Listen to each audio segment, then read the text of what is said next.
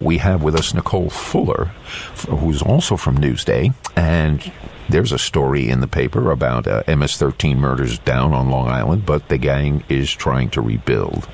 Hello, Nicole. Are you there? Yes, I am. Hi, how are you? Good. How are you doing? Fantastic. Happy Friday. Yeah, thank you. So I read your story, but I'll give you the benefit of the doubt. You want to tell us what's going on with that? Sure. Well, yeah, on Long Island, there was a sort of huge outbreak of MS-13 violence, which really got a lot of attention here locally and even nationally, with President Trump weighing in about it, tweeting, talking about it at his rallies, because of his proximity to Long Island, growing up in Queens. Mm-hmm. And obviously, when this sort of violence struck out, it happened back in September 2016 when you had the killings of Nisa Mickens and Kayla Cuevas. They were two teenage girls who lived in Brentwood, were classmates, and were very violently killed, allegedly at the hands of MS-13 gang members. The people accused in their killings have been indicted, but have not went on trial as of yet. So anyways, when that happened back in September 2016, there was a lot of attention to it. But MS-13 had existed on Long Island for, several years before that. And obviously a lot of gang violence in general is gang members killing other gang members, and perhaps it doesn't get as much attention. But when that first happened, there's a lot of attention, and the killings continued. But now in 2016 into 2017. But then, like I said, there was a lot of attention to it, and the law enforcement authorities have really cracked down on the gang to the point where in Suffolk County there hasn't been a new MS-13 homicide since about, I think it's April of 2017, and in Nassau they've had just one in 2018. So, there was a lot of attention brought to it, and that really, gave law enforcement, I think, the tools to really crack down on the gang. Right. Okay, so, basically, I know that they had come out and said that, gang violence was down and, all those things. And I get the impression that they were afraid that people were going to think that we're done with it. Yeah, well, I don't think you're ever done with it, and you hear the authorities sort of cautioning on that, like we should be proud of what we've accomplished, but there's still work to do. They can't, they don't want to have an appearance of complacency that we've, completed this task and everything's A-okay. Right. Because, any type of crime can, if you sort of let up on it, if you're not paying attention, it can sort of, appear again. So sure. MS-13, like any street gang, they sort of live to assert themselves and be dominant and commit violence and commit other crimes. And so if you're not actively working on it, there's always the chance, the possibility that they could, reassert themselves and commit more violent acts. Yeah, sure. Well, just like, the nature is for them to operate in the shadows. So it's imperative that somebody keeps a watch on the shadows. I get, I remember when what could you say? It was almost like building up to wartime when they were making the ovations about, we need to go after them. And then you had a concerted effort on all fronts, but it must have cost a chunk of change, to mount up that resistance, to go and find them, ferret them out, catch them. It's a lot of manpower. It's a lot of work for law enforcement.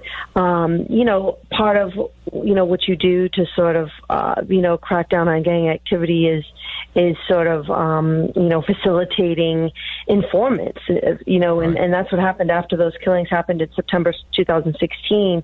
The Suffolk County Police Department, along with, the other law enforcement partners, arrested a lot of gang members, right, for any little petty crime they were committing. And, in that way they could bring them in, debrief them, and get some to cooperate and gather that intelligence in that way. Right. And because that's really the name of the game when you want to bring down a gang, is having that intelligence, knowing who the players are, what they're plotting to do potentially. It's really, a 24-hour operation. It never ceases. You're always sort of trying to work to, to get that knowledge, to know what the gang is wanting to do. But it's a lot of manpower, a lot of work. It's not something that just they're ever going to be able to sort of stop doing. Well, right. And it has cost money in the sense that I know there's been federal grants. The local police departments have gotten federal grants help in the fight, and not just on the law enforcement side, but also to help these kids to stop joining gangs in the first place, to mentor them, to show them that, the gang life is not the way you want to go. Yeah. Well, I think from the taxpayer side of things is, yes, we mounted a big defense and an offense, I guess, went after the gangs, and now, it needs to be maintained. Just like you said, they have the, informants, they've built a network now, so to watch that, so that we don't have to mount an offense again, would be cheaper in the long run. You got to handle you can look at the playing field and say, okay, that looks a little messy over there. Let's go check that out and make sure it doesn't get, rather than waiting for it to become a full-blown problem again and fighting it from, ground up. Yeah, and I think we've seen evidence of that. Just recently in Suffolk County, authorities there were able to thwart an alleged gang killing. They claimed that there were, this was Suffolk District Attorney Tim Sini alleges that there were some 18th Street gang members, that's a rival gang of MS-13, and that they were plotting to kill 2 MS-13 gang members. And, they were so about how they became hip to their plans, alleged plans, but authorities claim that they have social media and text messages among the gang members, plotting to take out these MS-13 gang members using machetes. So, and the district attorney pointed out that, now we're not waiting for the murder to happen. We're preventing the murders from happening in the first place. Well, that'd be nice if it was a trend that continued. I don't think we can celebrate yet. But, and I guess you're going to be following this too, right? This story, I hope it would be nice if it went away, but I don't think it will. I cover law enforcement on Long Island, so I think, gang violence is sort of part of the story.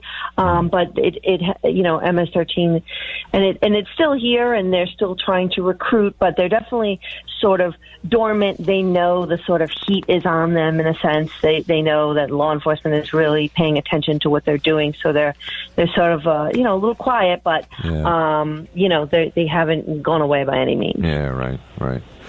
Well, I wish I had a question that you could answer and it would make all of it go away, but I don't.